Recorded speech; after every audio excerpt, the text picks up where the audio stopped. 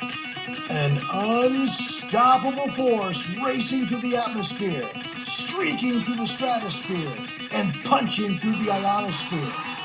Live PD Nation, we've got a great big American hero here. Good morning, everybody, wherever you may be. Protecting the people of Gwinnett County, Georgia, Master Deputy Michael Baker is on Leo's Coast to Coast, and we are live.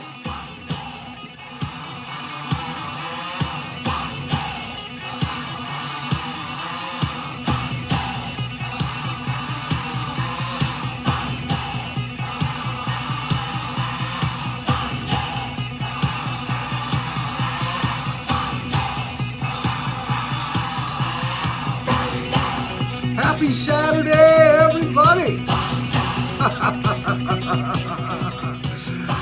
We're having some fun here. How about? I am live and in charge. I gotta show you this.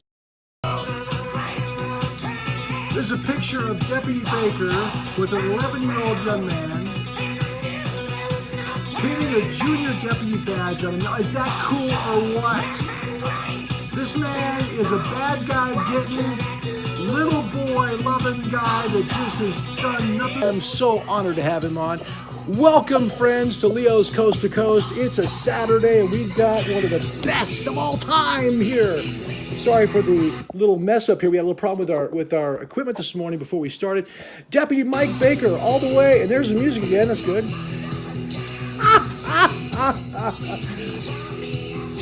Master Deputy Baker, let's just sing along, shall we?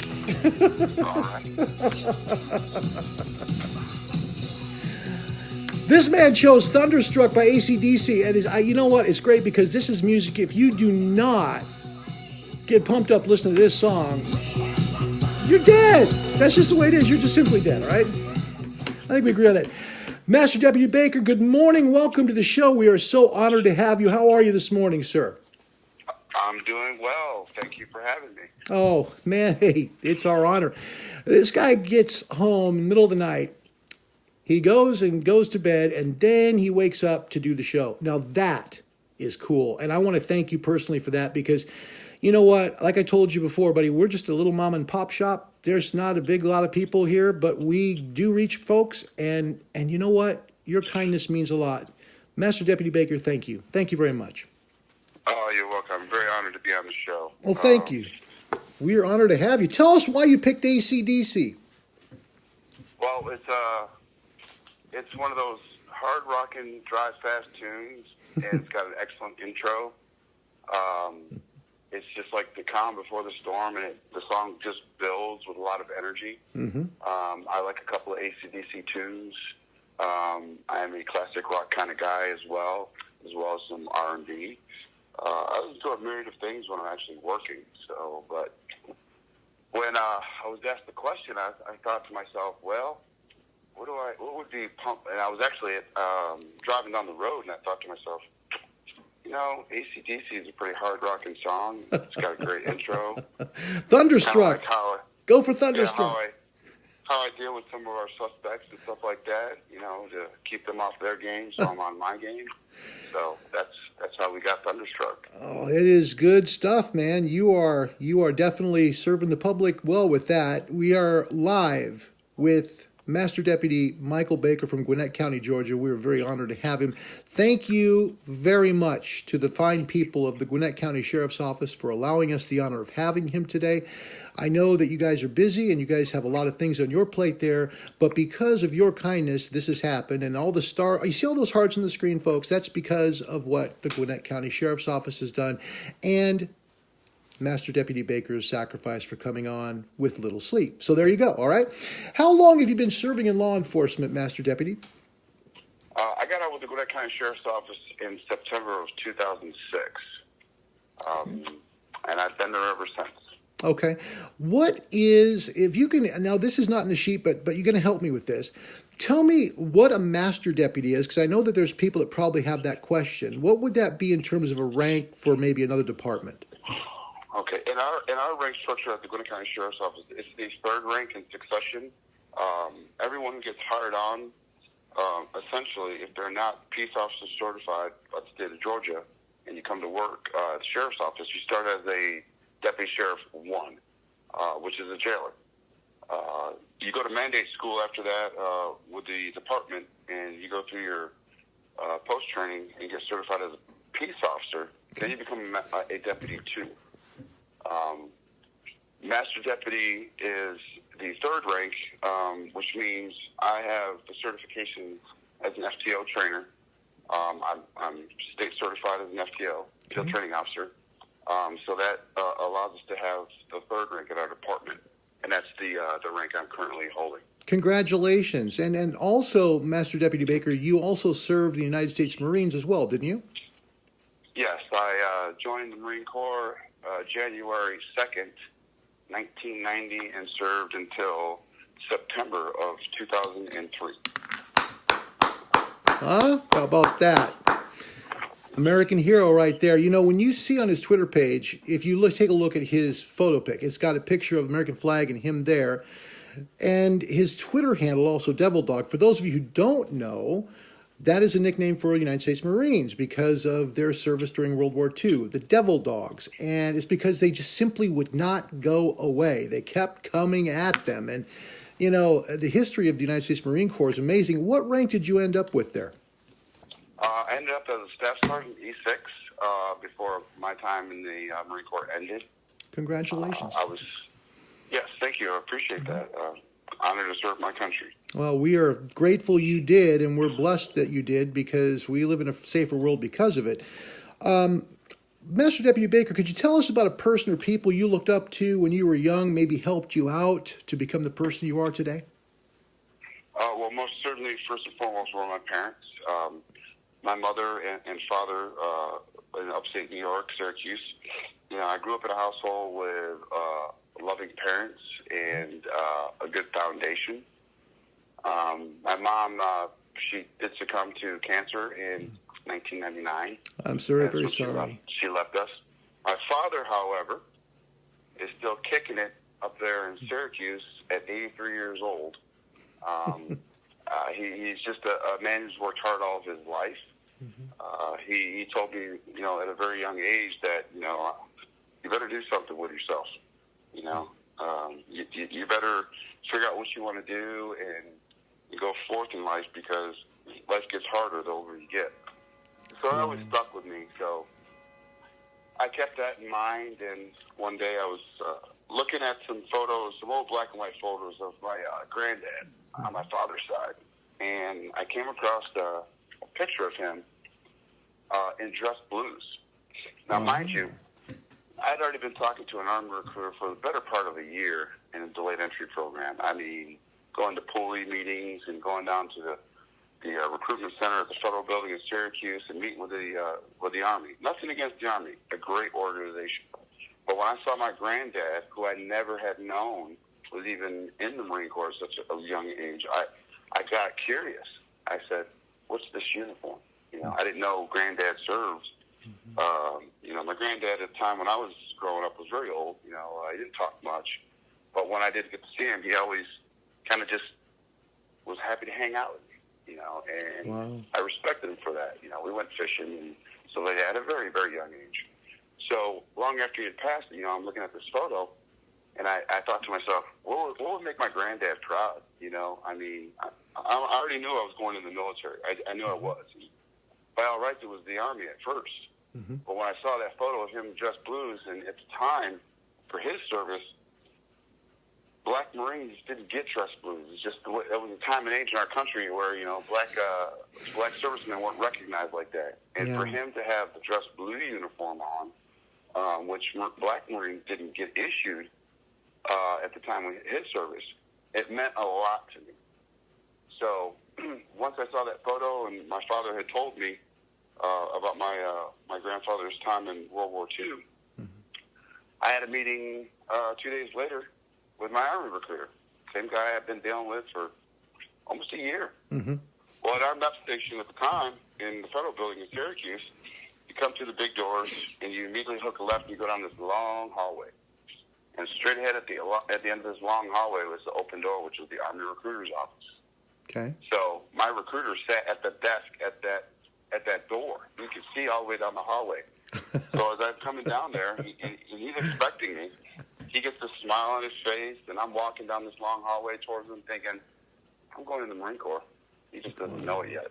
Oh, wow. And just before I get to his doorway, the Marine recruiting office is immediately to my left. Okay. Right next to his door. So as I look, and I take a step in towards the Marines. Wow. And my recruiter came out from behind that desk and said, what are you doing? You know, this is a year of me dealing with this guy, you know, nice guy and stuff like that. Had me slated to become an MP, you know. He gives me everything I asked for, you know. Wow. And when I stepped into the office, he came hauling ass behind me. I was like, I said, I'm going to see what the Marines have to offer. And as soon as I said that, as I'm looking at him, this Marine comes up from behind the desk, back in the corner of the office. Short, stocky, brush cut, rough-looking guy. Mm-hmm. Uniform was absolutely impeccable. And he said, let me ask you something. What are you willing to give to the Marine Corps? Which caused me to stamp my head the other direction, looking at him. And I was like, well, damn, I wasn't expecting to hear that. Uh-huh. You know, so it wasn't really sort of a, hey, welcome in, glad to see you. It's like, what are you going to offer the Marine Corps? Mm-hmm. And right then and there, I knew this is where I want to be. Wow. And from that point on, my journey began with the recruitment process for the Marine Corps. And they offered me nothing. I mean, Army was offering me what I wanted to do, where I wanted to be stationed, everything. You know, they were handing to me essentially on a silver platter. Now, everybody knows it's in the military. You know, recruiters lie. Okay, they lie to get you to sign the dotted line. Sure. Okay, and I know a lot of guys that's been in, and my recruiter told me this, and look what I ended up with. Yeah. But this Marine, this short, scruffy guy, built, cut, diesel guy, said, I'm not offering you anything. Wow. You know? And you went. You get what you take. Wow. What you get. Wow. That right there, folks, is gold. That's a great story. I mean, if you don't know more about Master Sergeant Baker now, you won't ever. That's a wonderful story to tell you who he is. I mean, he likes the challenge. He thinks clearly and deeply. We are live with Master Deputy, pardon me, sir, Michael Baker from Gwinnett County, Georgia. You can call and speak with him if you'd like to. The phone number is 503-420-4062. Parb51 said, thank you so very much for your service. Parb, thank you for letting him know that. Appreciate that. Yeah, again, the phone number 503-420-4062, and you can speak with Master Deputy Michael Baker. We interview law enforcement professionals from all over the country, and we ask them the same questions sometimes. One of them is, what do you think the biggest problems are that's facing law enforcement in Gwinnett County? In Gwinnett County, I would say the influx of people we have here.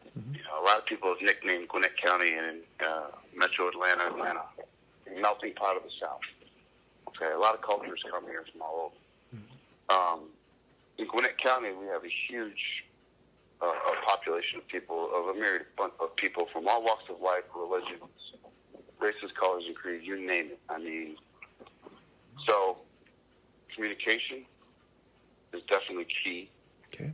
And when you don't speak the language, whether it's, Mandarin Chinese to maybe somebody from Romania or Croatia, to anybody that's from El Salvador, if you don't speak the language, there's always going to be some conflict there. Because I've been overseas, and when you don't speak the language, you are out of the loop, plain and simple. Yeah, they automatically know you're not from there. They know by the way you dress.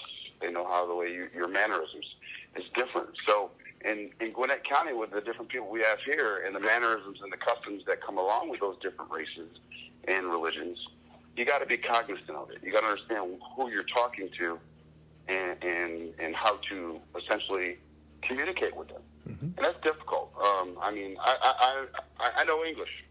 I get by with a little roadside Spanish from time to time, and literally get by. Okay. So for us in Gwinnett County, I think, and this is probably, and I feel safe in saying this across the board with a lot of law enforcement and services, that not knowing the language and their customs and how they understand life to be for them is a huge obstacle to try and overcome. You know, and it's not just because, you know, we may be stopping them on the side of the road or serving a warrant. It may be a call for service because their child's choking. Mm-hmm. You know, when Sure. you don't know the language in a moment of panic, it can be a very detrimental thing.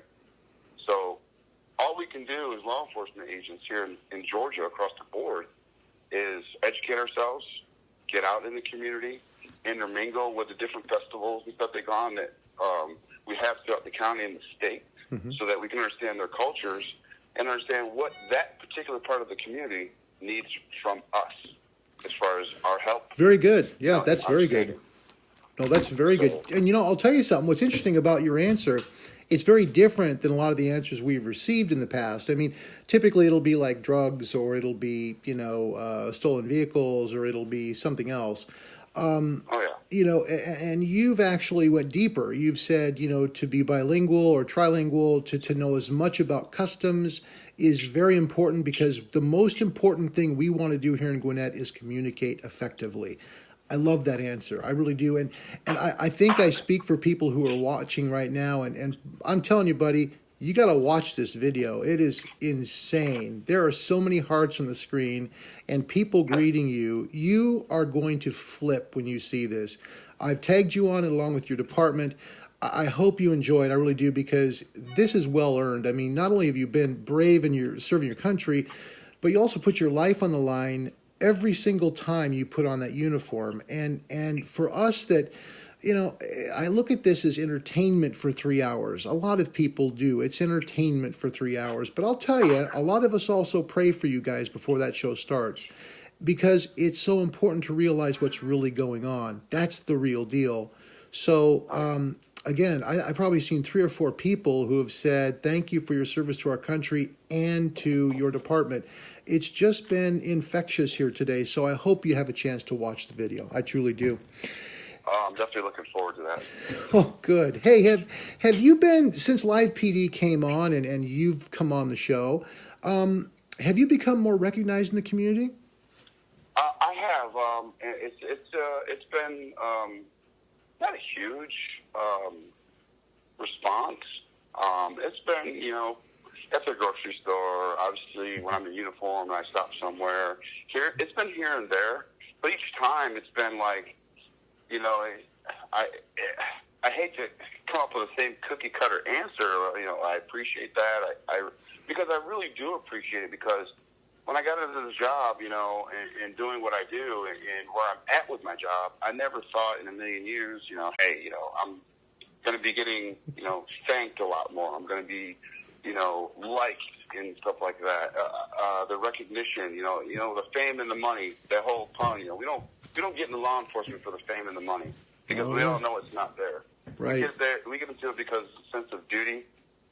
It's a mental commitment that is ingrained in you, or you learn through schooling, interaction with these different type of agencies, and throughout in your own community. Mm-hmm. You know, it's your time in the military, if you've served, and stuff like that.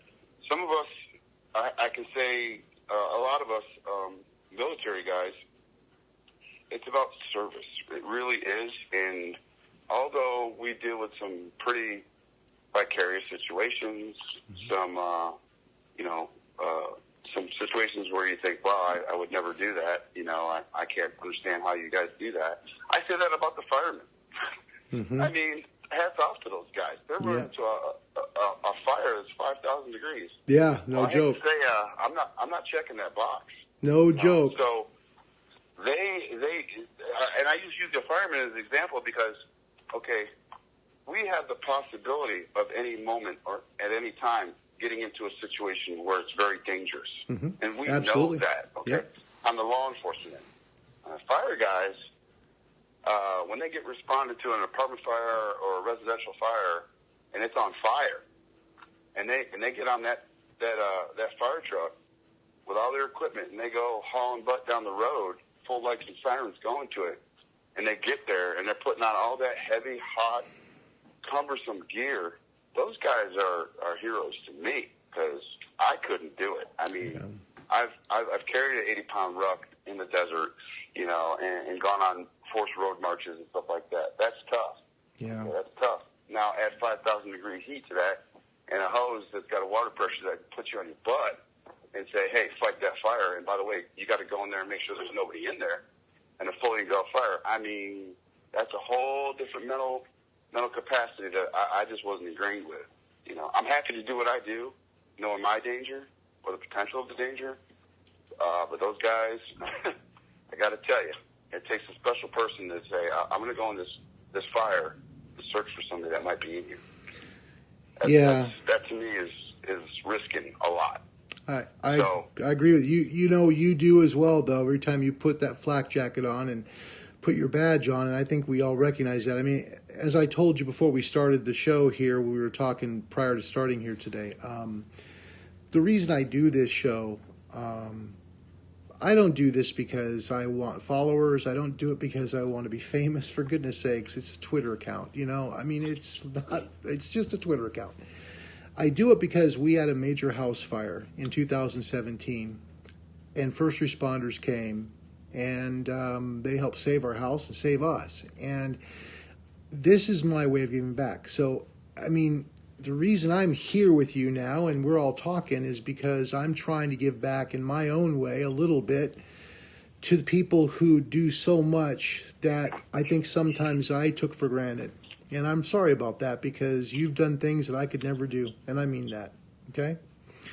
You're an amazing man. We're on the phone here with Gwinnett Hero, I'm going to call him, because I've seen him do his work, and I think y'all agree. Oh, you guys are very sweet. Thank you. Master Deputy Michael Baker from Gwinnett County, Georgia. And Michael, I got to ask you, this is kind of off the question cuff here. Two questions, okay?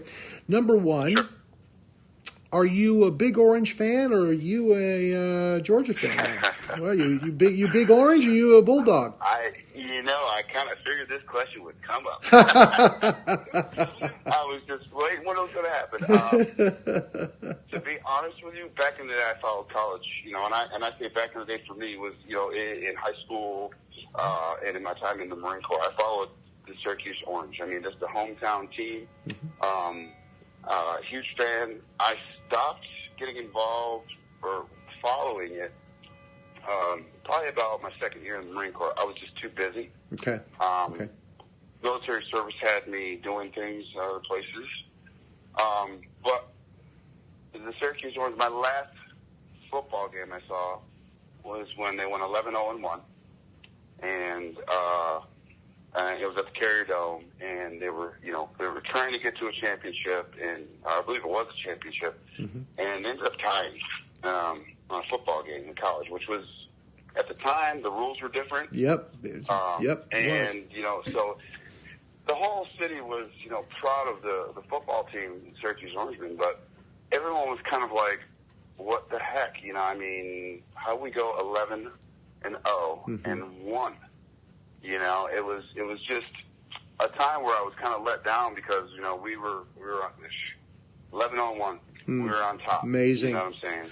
Amazing. So wow. I stopped following it. And I was like, you know, all right, I'm at the end of it as far as that's concerned. And then, you know, our basketball team too as well, you know, going to the Final Four, losing it to Indiana, and that, you know, it's so long ago.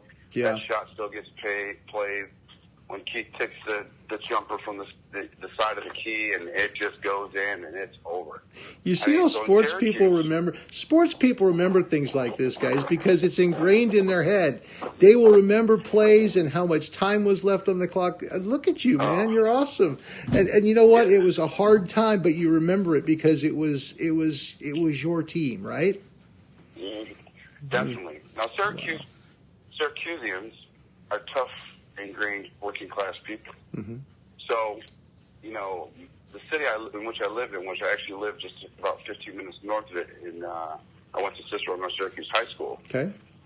Everybody was a Syracuse fan. You weren't a fan of anything else when it came to college. It just didn't fare well for you, you know. and back in the day in the Big East tournaments, stuff like that, UConn, Georgetown, Sure. all those top schools, Oh, yeah. They were relatively small schools at the time. Yeah. But they had a lot of notoriety behind their basketball teams. Yes, they and did. The competition during the Big East tournaments was so thick. Oh, yeah. You had to face You know. John Thompson every year, and he always had monstrous teams at Georgetown. Wow. Yeah, big, tall guy. Yeah.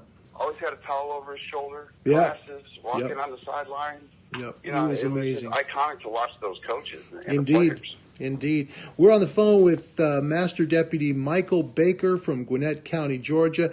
Another question. I had a question here online from somebody asked me to ask you, why did you end up in Georgia and not New York State to be in law enforcement?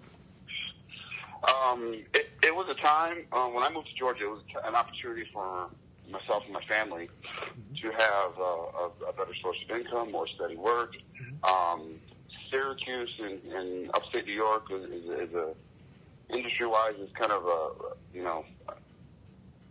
it's kind of a dying city. And I hate to say that about Syracuse. At the time, it was just, I was working 2 jobs. My kids were very, very little. I was the main,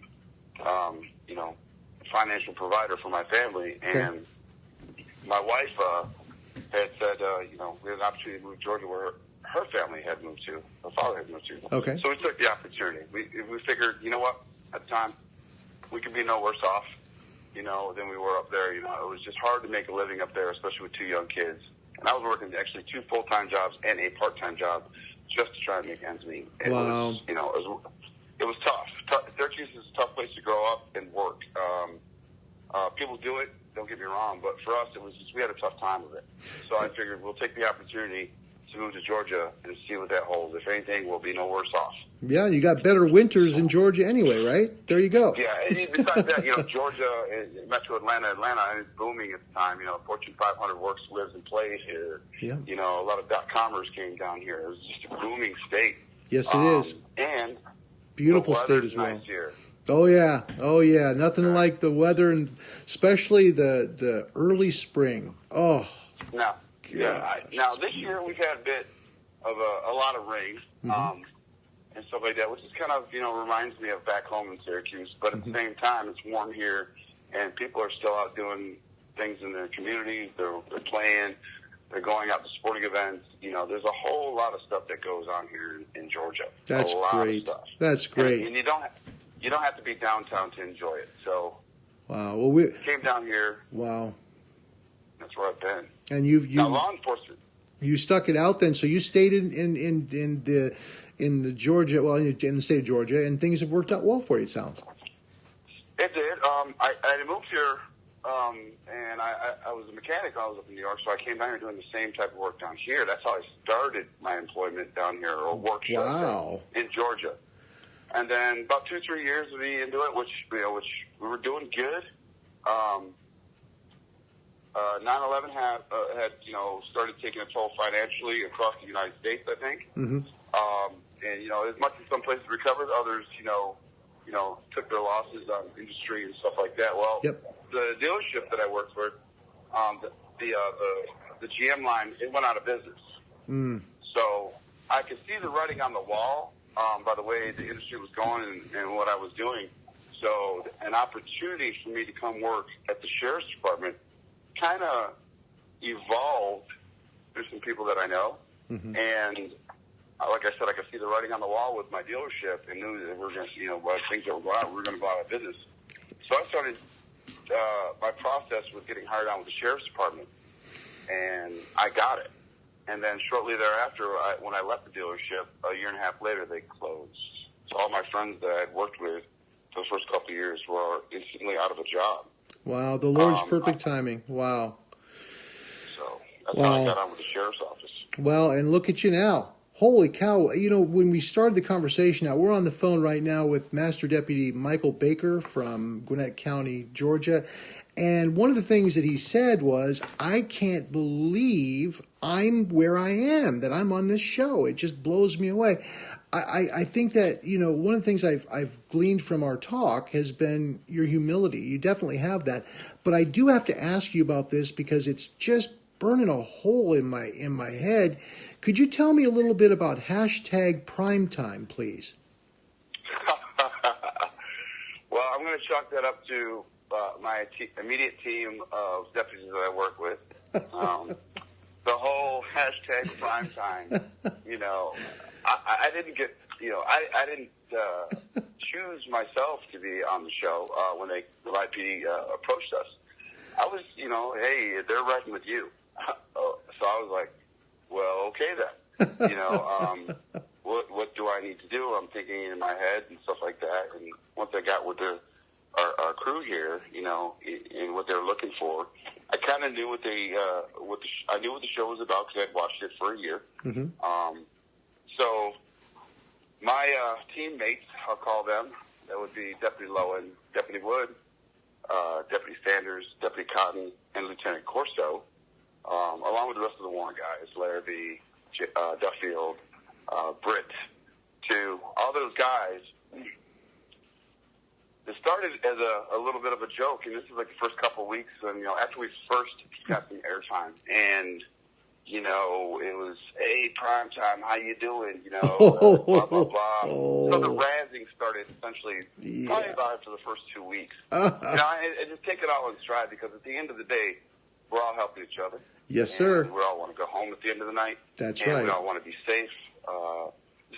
But it just so happened, you know, for a lack of better terms, I'm it. You know what? And what's cool about it, Master Deputy Baker, is you got it figured out like that. I mean, you knew exactly what happened. Okay, somebody tipped him off to tell him, yes, sir, watch the video, you'll see. Okay? Could you share? I love how quick you got that. That's awesome. Could you share with us what the mission statement is for the Gwinnett County Sheriff's Office and how you apply it to your job every day? Well, mission statement is simple. We go and do at the request or the direction of the sheriff to go out and serve our community. We do that honestly, faithfully, and with loyalty. In any law enforcement agency, I don't care if you're in California or you're in Maine and everything in between. We all have an ethos, which means community, dedication, and service across the board. So I've never seen an agency somewhere where they don't do any of that. It's just, it's ingrained in this profession.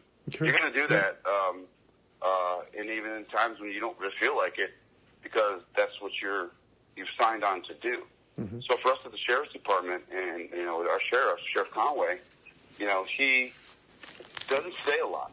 He doesn't have to, but he always says, be careful and do your job. You know what I'm saying? He's simple.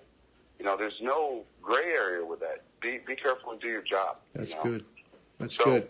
With that in mind, there's the county is our oyster to do that job.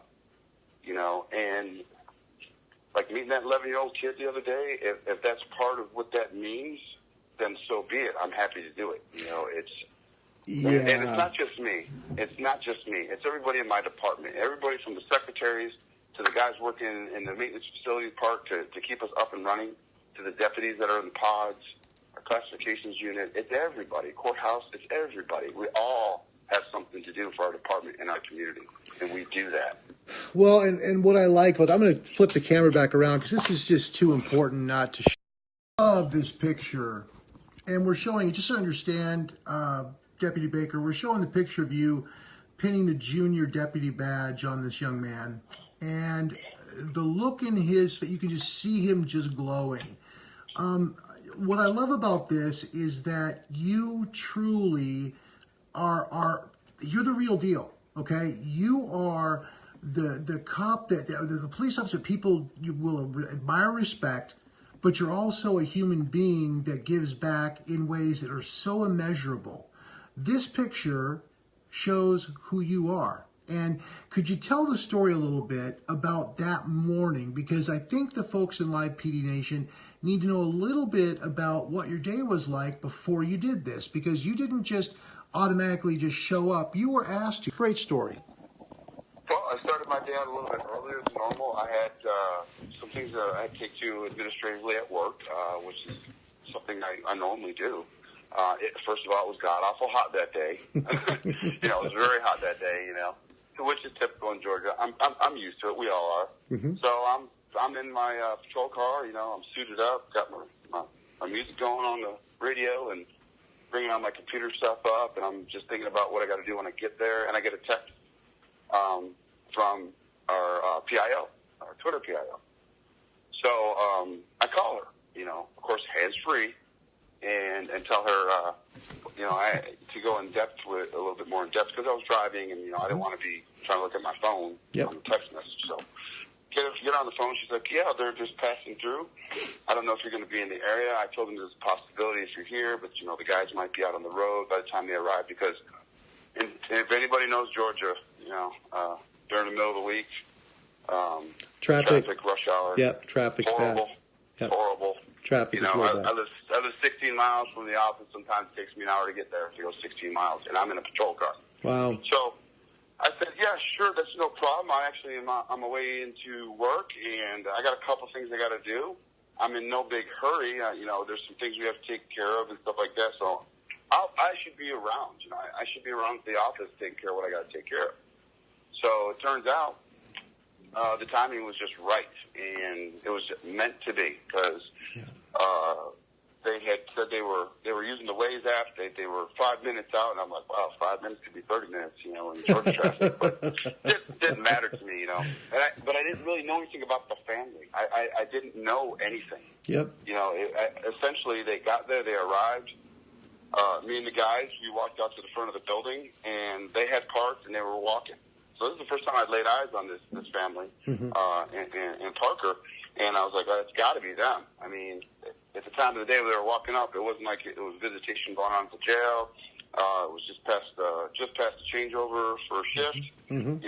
Not a lot of people would actually be coming in and going. It was after business hours, so I said, from probably about 30 yards away, I could see this kid's look on his face, like he was just starstruck, And as he got closer, I could just see the smile on his face, and he was a little, didn't know what to kind of say. I don't think he was expecting to see all of us,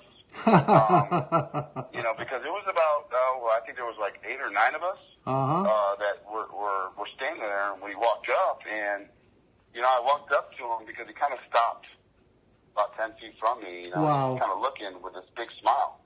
And I walked up to him and said, hey, it's nice to meet you, that you could come stop by on the way through on vacation. Wow. And I literally found out that they were going on vacation 5 minutes before we walked up to them. I didn't know where they were coming from.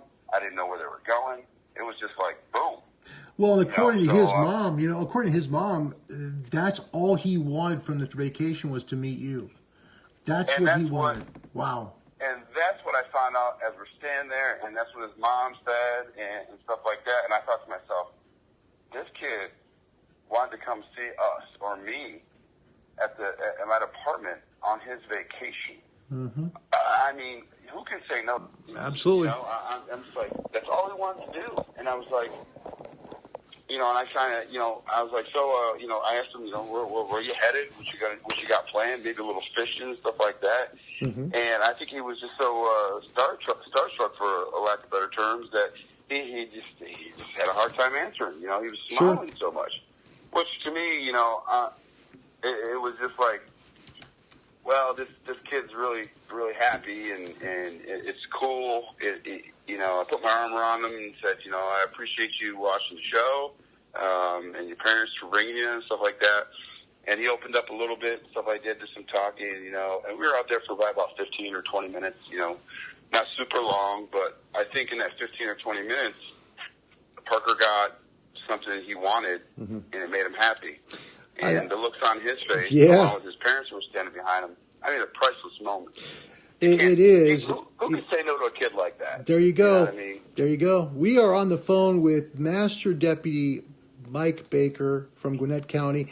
And I love that story. I'm going to share with you something that I want you to hear, and it's important for people in law enforcement here, because you know what? You do face a tough battle. You've got people who are real disrespectful. You got people who don't treat the law with respect it's due.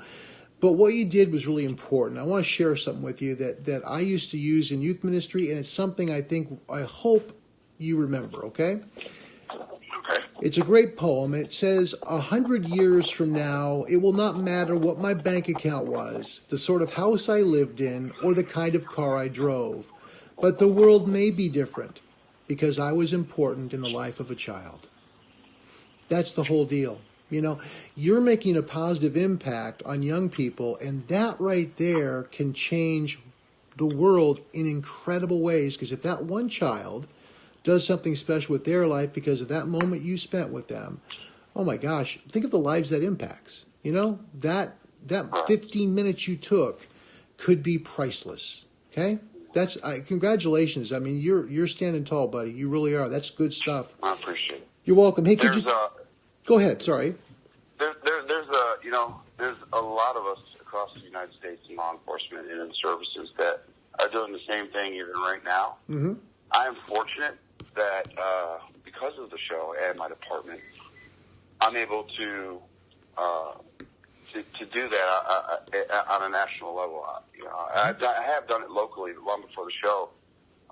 There's been a couple of kids that I've come across that were just really nice, young, respectable kids. Mm-hmm. And when they want to talk to you, even when you don't feel like it, and when maybe you're not up to your best at dealing with somebody, or kids have a way with adults of turning that around. Mm-hmm. And yes, they do. You could have having the crappiest of days, but when a kid who's looking at you as a role model, and all they want to do is shake your hand and say thank you for your service. It happens to us when we're sitting in a restaurant, and this mother or father walks up with her kid and it's got their hands on their shoulders and said, he just wanted to tell you thanks for your service.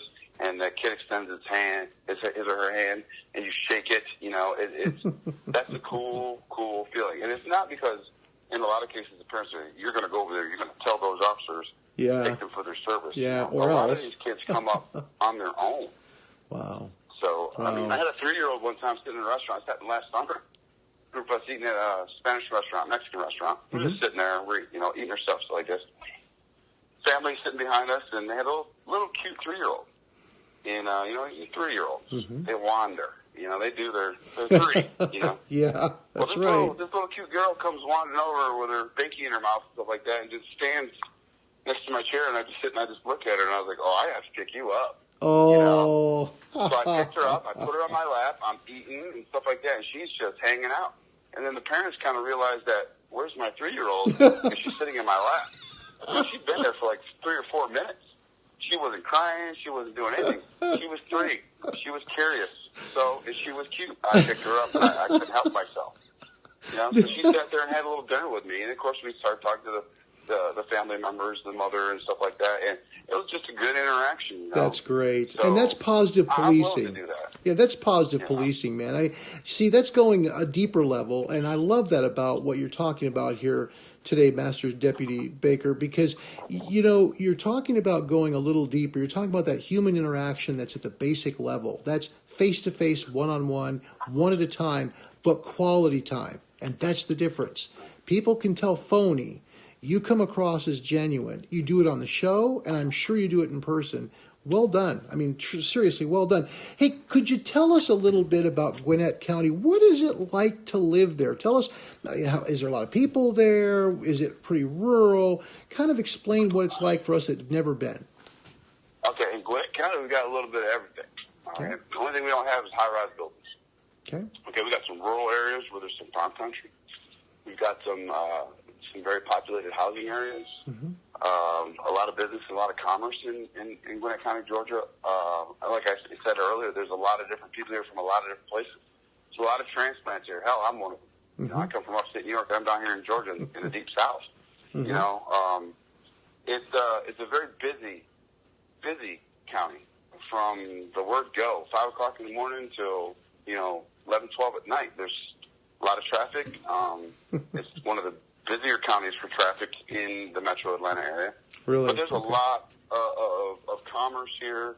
There's a lot of mom and pop, small businesses, family owned establishments and stuff like that. Everything from, on the commercial end of it down to, your residential type stuff, But the communities here in Gwinnett, the majority of the communities are very welcoming. You know, every county has its problem spots, okay?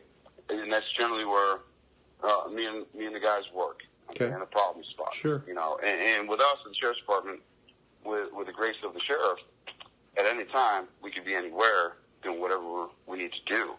So I'm not restricted to a certain zone, as like some places, some other agencies are.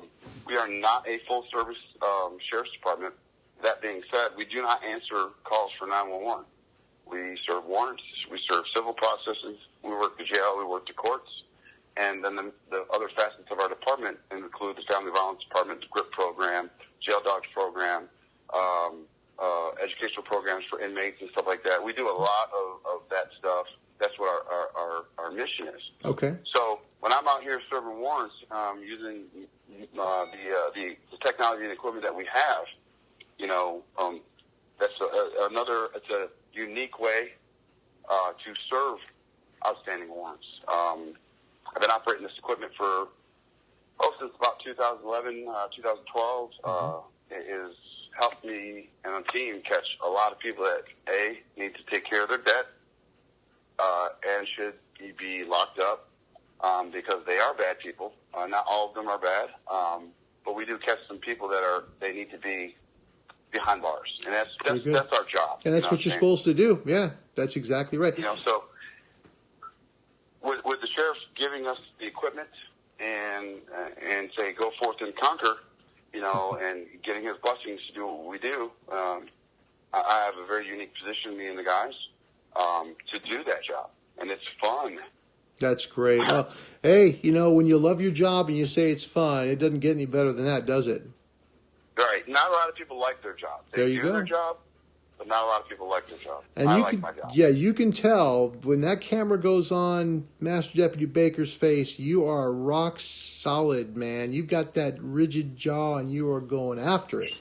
I love to watch you work because you truly are a man on a mission. And I'll tell you what, you guys do an incredible job representing your department live in front of our nation. I will say we just also got a greeting from Las Vegas, Nevada. I wanted to make sure and tell you thank you for your service and for all your hard work on the show. You'll see them. I mean, there's so many people saying this, and the love out there for you is incredible. I mean, it really is. Master Deputy Baker, can you tell us a little bit? I'd like to know more about the Gwinnett County Sheriff's Department. What kind of community service work do they get into and do you get involved with? My sheriff is big on, very passionate about Special Olympics.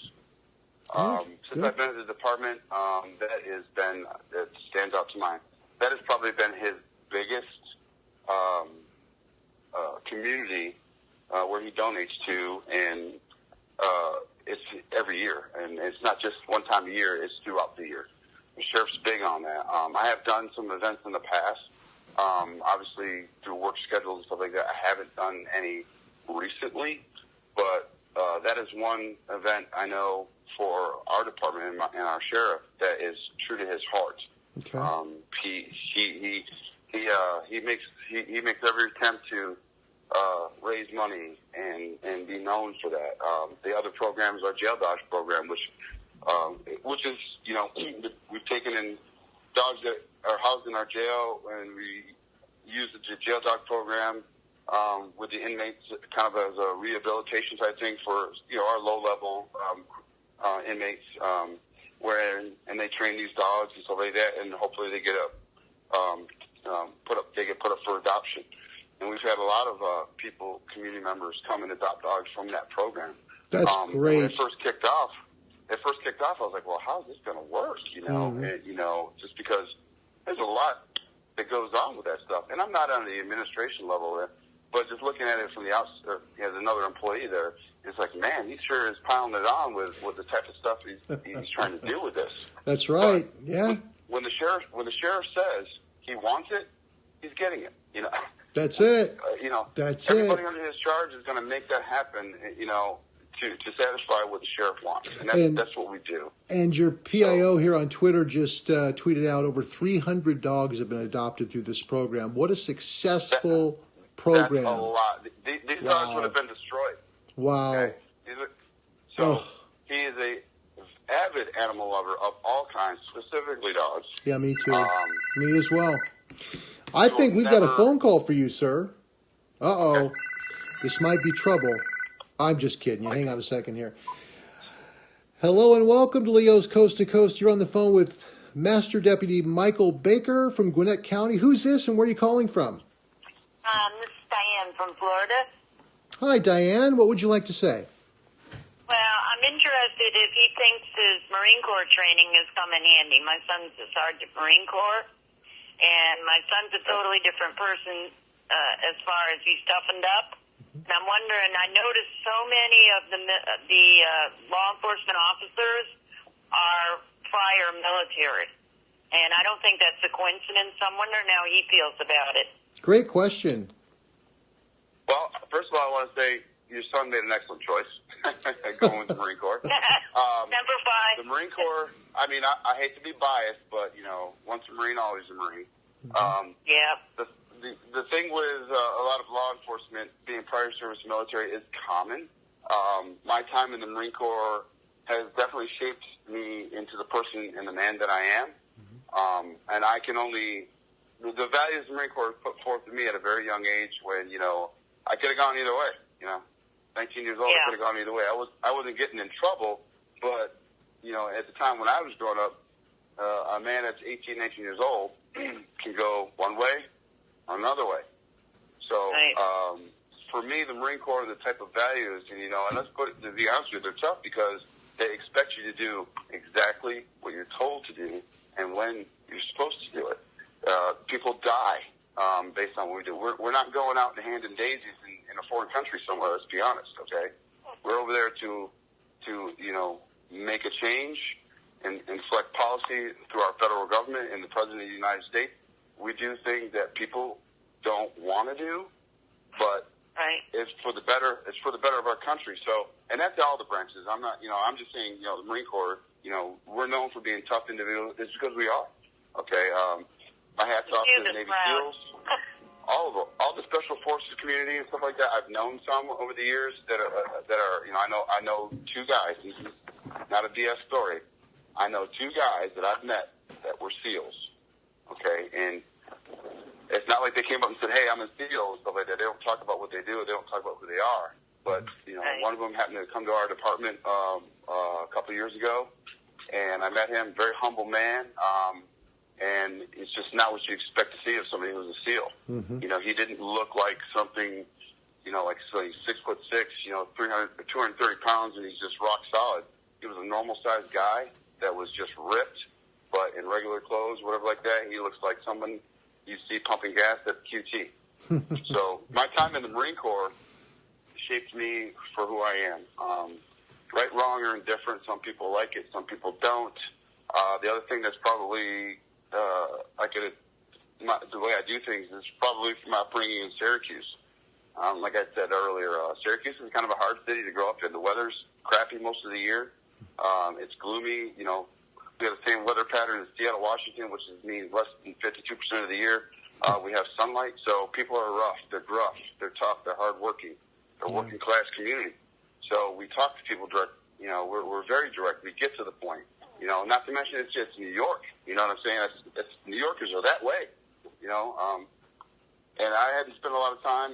You know, I'm not from the New York City area. I've been there a couple times in my life, but that's him. Your son going in the Marine Corps. Hats off to him. I hope he has a successful career. He's safe on whatever tour of duty he goes and whatever he does and whatever job he's holding. Amen. Amen. He fought in Iraq, Fallujah. Yeah, well, I want him to be safe and come home. He fought in Fallujah, Iraq, my son. But it's no accident my son went in the Marine Corps. That's why I was curious how you thought, because my father was a gunny in World War II and Korea in the Marine Corps. And my son grew up with his grandfather, like you said, you know, once a Marine, always That's Marine. Awesome. So it was no accident my son picked the Marine Corps. But my son was heading for some trouble. And he went in. Actually, he was considered an old man at 24. And it changed his life. He got a degree and you know, the schooling they give you. And he's just he's a man now. That's Before great. he was a little boy causing mischief everywhere. So I was wondering if you thought there was a connection, because all the law enforcement officers seem to, a good portion anyway, have had military training, and I'm wondering if that causes them to want to continue serving the public. Excellent. Well, Thank you so much for the call, okay, my friend? You can hear it You're all up there. welcome. God bless you, dear. Bye-bye. I'm going to answer her real quick. Yeah, go right ahead. Go right ahead. Your son has gone through what I call a metamorphosis. Anybody that's been in the military and stuff like that, you know, yeah, guys get out and they go back to their civilian lives and you know, do what they do. You know, some of them own their own businesses, become doctors, lawyers. Some create, you know, end up going doing laboring type work when they got out of the Marine Corps. They did their time and they were done with it. And you know, not everybody wants to stay in the services. Mm-hmm. But for those that go and they do their time and they do get out, and they have this sense of, I'm missing something. Yeah. What can I do? Let me look into getting into the governmental services as far as, you know, law enforcement. Certainly. You know, and that's what they seek out. The other part of it is that in most cases, I would say that it's a paramilitary organization. Okay, so there's a lot of military likenesses with law enforcement, which a lot of service members can relate to. And it's easy for them. Some people, like myself, we're looking for a sense of direction, a sense of purpose, and, you know, and being satisfied with what they're doing. When you get out of the military services, law enforcement can be that key. And I think a lot of us gravitate towards that because when we get there, there's a lot of people that did the same thing prior to us that are welcoming. Hey, when I first came to the Sheriff's Department, the first thing anybody knew about me is that I was a Marine. And very quickly, we got a department of over 900 deputies, okay? Very quickly, people were walking up to me and shaking my hand saying, hey, brother, what's going on, you know, welcoming me aboard. Like, you know, they welcomed me into the Marine Corps. Now it's after the Marine Corps, and I got Marine brothers and Army brothers and sisters and stuff like that welcoming me to the department. What a and I great found out story. very quickly how many people had been in the military services, you know, which is a lot. So wow. we want to keep doing it. Wow, that's a great. Yeah, that's the answer right there. We're on the phone with Master Deputy Michael Baker from Gwinnett County, Georgia. Thank you very much for your call. That was really good, and we appreciate Deputy Baker your responding to that. Now we've got just time for a last phone call or two. Phone number to reach Master Deputy Baker is 503-420-4062. That's 503-420-4062, and you can speak directly with Master Deputy Baker. If you could say anything at all to Live PD Nation, my friend, what would you tell them? Live PD Nation is awesome. I cannot say enough about that whole Twitter nation with Live PD, the network and everything like that. I am still captivated by the responses, the followers, and I wasn't a huge Twitter at all before the show. They just kind of told us when they first came on that, you know, a lot of the fan base follows Twitter. If you have a Twitter account, not saying you have to follow along or That's open true. it up and stuff like that, but we would encourage you to, if you but it was totally up to me, and I was like, well, I have a Twitter page, but to be honest with you, I ain't done anything with it since I opened it back in, God knows, 2009. I don't know what that's all about. That's that new age kid stuff, you know. I'm on Facebook, you know, and got the little Instagram account, whatever like that, so I had to start looking into that, and my wife, thankfully for her, I was like, hey, hon, you got to help me with it, you know. That's great. So we changed some stuff around. Now, the picture you see of me on my Twitter, yes, a fan did that after I aired. That's actually a picture of me during a SWAT training. It was taken to me just randomly. Really? And there's actually, they put the flag over the back and stuff like that, you know. And when they posted that picture on Twitter, I was like, well, who the heck did that? Isn't that great? Really good with somebody's really good with Photoshop and the computer. I'm not that yes, bad. sir. I liked it. Snap so that I made up. it my Twitter page. In a heartbeat, my friend. Yeah. that fan, whoever it is, thank you. I don't remember who it was. It was so long ago. I'm very proud of that picture and what they did with it. So I was like, you know what? I'm going to use that because, quite honestly, I don't take very good pictures. I'm not a selfie guy. Oh, no, don't go. Nah, come on I'm now. not that guy. Yeah, hold guy, on. Wait, now we were going to kind of get close to the end of the interview, but I'm gonna have to prove you wrong here, okay? Because I think the world of you, okay? Because you're going to say, okay, I'm looking at a great picture of you right here. You seem to be at some gas station, and it's you like with your hands out, and there is a female officer with her hands out. Your cars are kind of side by side.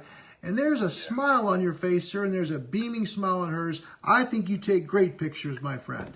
Don't go there. Well, that's Officer Daly with the Snellville Police Department. I call her a young gun. She's all about it. She's all about getting into bad guys' lives and disrupting that. And she's very, very That's proactive great. in her city.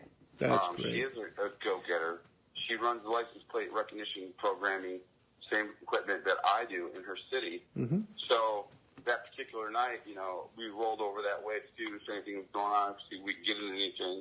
She ran into her at the gas station there, and it was her idea, okay? It was her idea. Here we go. But at the same time, I figured, what the heck, why not? So we did it, and we actually took a couple pictures at first, and then that was the one that ended up. She actually ended up posting it first on Facebook. Okay. Very shortly after we took the picture. Buddy, it's a great photo. Facebook started liking it. Dude, it's a great photo. This is a really nice photo of you, and I think you say you don't take good pictures. I think that knocked out of the park for me. I saw that and I was like, oh, this has got to go in there. So you truly, you are there in space. Now, okay, one more thing, folks. We've got a chance for you to call in. Last call to talk to a very, very special man that honestly never thought he'd be here in life. And that's the coolest part. He's very, very humble. If you'd like to say hello quickly to Master Deputy Baker, final call, 503-420-4062, 503-420-4062. My friend, any goals in life left for you? Any big goals? Me, first goal, go home safe every night. Amen. That's goal number one. To continue doing what I'm doing.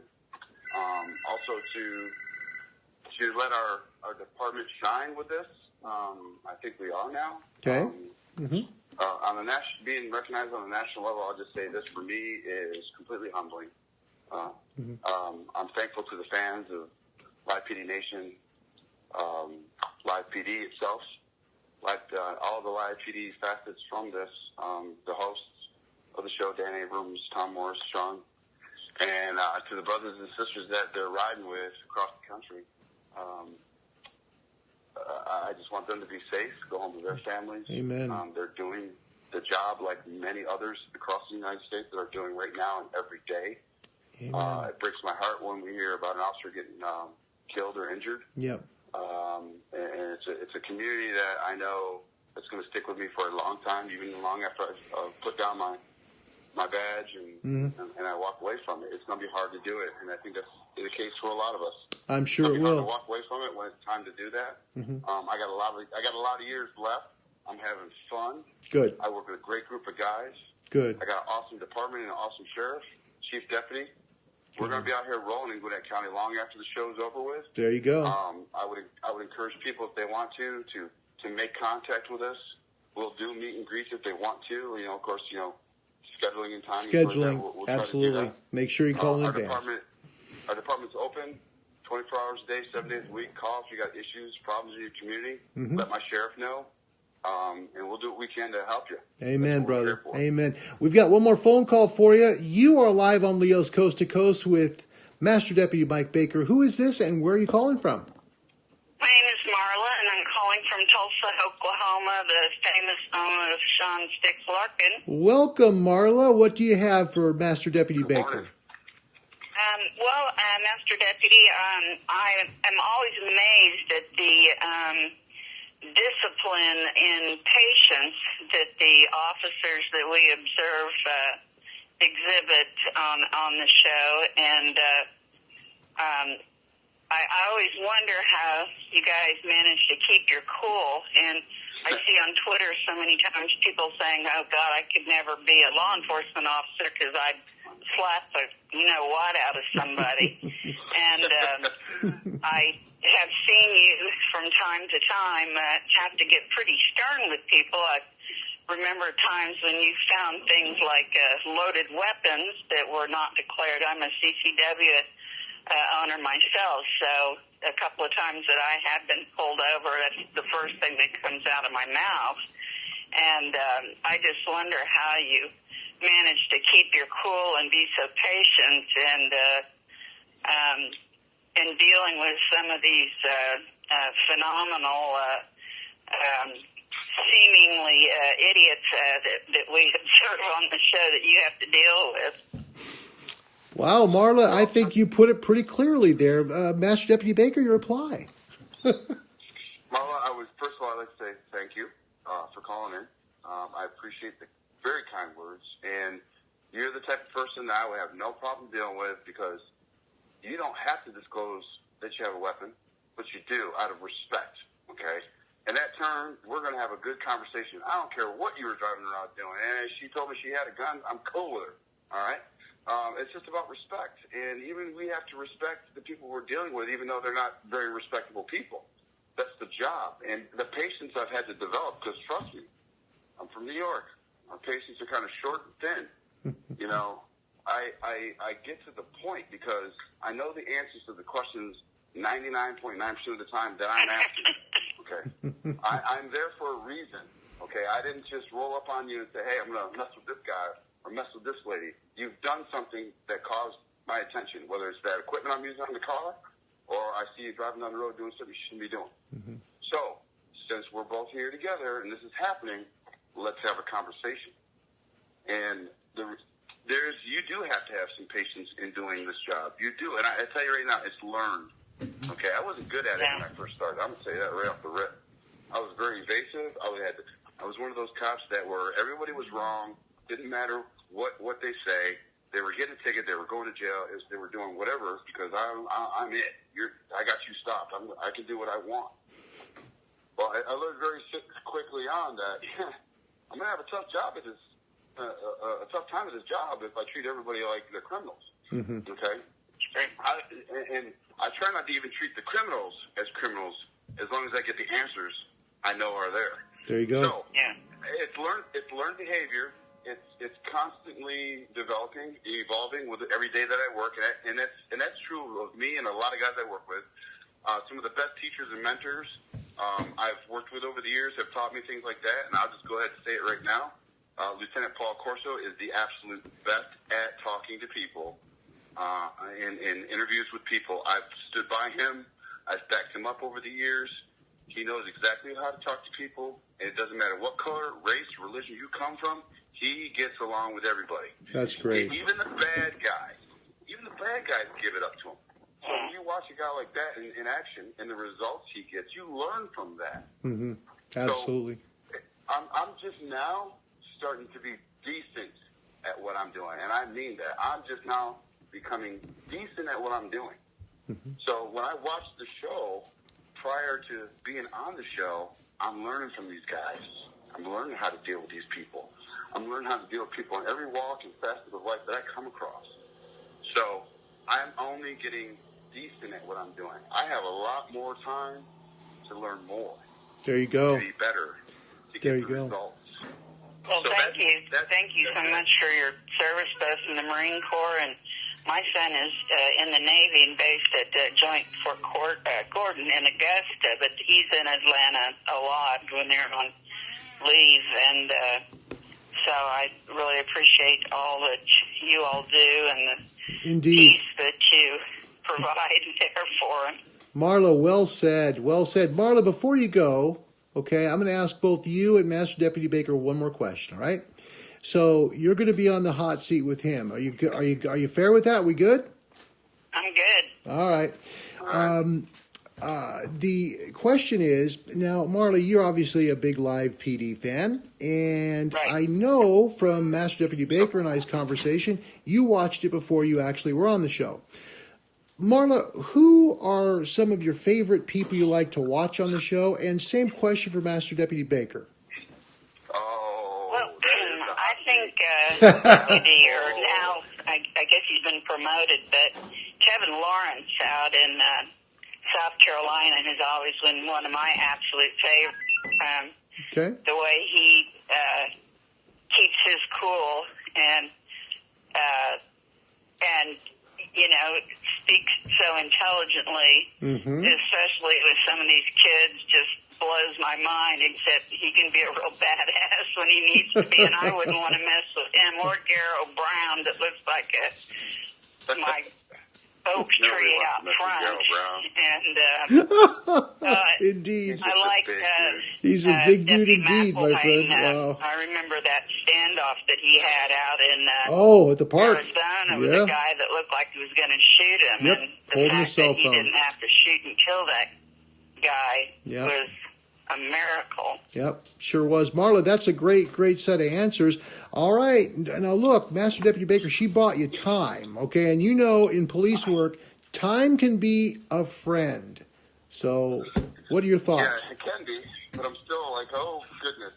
Well, first and foremost, right now, I've been a fan, too, of the show for a long time, over a year now.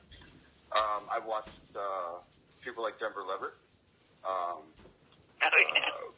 Danny Lie Brown, detector. Danny Brown. I've had Corporal Craig Mile in Lore, K9 Panini, Deputy Panini and his K9, which is Shep. I'm kind of partial to the K9s a little bit, just based on, because I work with Deputy Cotton, who's in the course of his K9 officer. But Me too. I have a female German Shepherd dog that's 18 months old that I'm going to breed for the first time. So I'm a big Shepherd fan. Wow. Well, but for me, right now, who's my best pick right now? Master Deputy Mike Baker is your favorite. Come on now. No. I have favorites too, but to be honest with you, they're all good. Yeah, they are. And I hate to sound like general, like, yeah, of course, that's the answer. He's going to give you like them all, blah, blah, blah, blah, blah. It's actually kind of true. Yeah. I like them all. Yeah. Some guys and gals have better show weekends than others. You know, it all depends on what's going on, where we're going. That's true. Here in Gwinnett. That's true. But I like the way Morgan Rutherham handles herself. She's a tough cop. She doesn't take any BS. She's to the point. If I could say something to be as bold, she's probably we're alike in a lot of ways. Yes, I agree. Yeah. I totally agree with that. Good analysis. Yep. But I also like Lieutenant Danny Brown, I like Gerald Brown, Eddie Perez, Kevin Lawrence, jam up guys and gal. I like Greene County. I like what they get into a lot of crazy crap. And they deal with a lot of different people. Pasco County is hot and popping. Deputy Ramos there. Deputy Ramos over in Nye County. He's a Marine buddy. We've corresponded a little bit via Twitter, back and forth to each other on live nights before the show started. And, you know, I've had interactions with a couple of other deputies and officers from the show. They welcome aboard, say good job on this, that, and the other thing. So it's kind of like a validation. And, nobody in this job is actually looking for some Twitter validation on what they're doing. Absolutely not. Nope. Again, totally. We're all doing the same job in our different capacities throughout the United States. We're just fortunate to be on a show that captivates that shows that highlights that. That's good. So right now, if I had to pick, I'm going to pick again tonight just because I decided, you know what, people are picking. Why can't I pick too? Hey, why not? It's free country. You fought for it. I'm going to go with Deputy Rutherham again. All right. Last night. But that's what I'm going with. My buddies over at Live PD Fantasy League, you've got Master Deputy Baker's vote is Deputy Rutherham. Make sure you mark it down so he can win a dang shirt, okay? Come on now. I know you guys are good. Marla, thank you for your call. God bless you, sweetheart. Thank you for taking the time. Thanks for being on the show. Thank you, Marla. Bye-bye. All right, so before we go, I'm going to ask you a question. My last question to you is this. Would you possibly, just maybe, be interested in coming back on the show sometime with another live PD officer? And if so, who would you like to be on the show with? Oh, boy, that's another tough one. I'm telling you, brother. I'll give them out. As far as picking who to be on there with, yes, I most definitely would like to. At a later date, that'd be fine. I don't know. Let's see. Tell you what, you get back to me on that, all right? Yeah, let me get back to me on Twitter on that. I've got some folks that have been kind enough to be with me on the show, and you might just pick one of them. If you hear somebody that might want to do it with me too, by all means, let me know, because right now I'm kind of mind locked on. That's all right. Potentially be. That's all right, buddy. You know what? We'll have no problem finding someone to be with you. You are truly a very humble and kind man, and we have been honored to have you, folks. That's it. Thanks, Live PD Nation. Don't leave yet, Deputy. Hold on a second, Master Deputy. We've been live with Master Deputy Mike Baker from Gwinnett County, Georgia. We want you to please listen up. Thursday, that's the 16th of August at 3 p.m. East. We will be live with somebody who Master Deputy Brown mentioned as someone he loved to watch, and that is Sergeant Denver Leverett and Flex from the Jeffersonville PD. They'll be live with us on Thursday at 3 p.m. Please join us then. In the meantime, folks, a new live PD tonight at 9. Say your prayers for these people. They've got a tough job. May God bless you all, and remember, be good people. Take care. Bye-bye.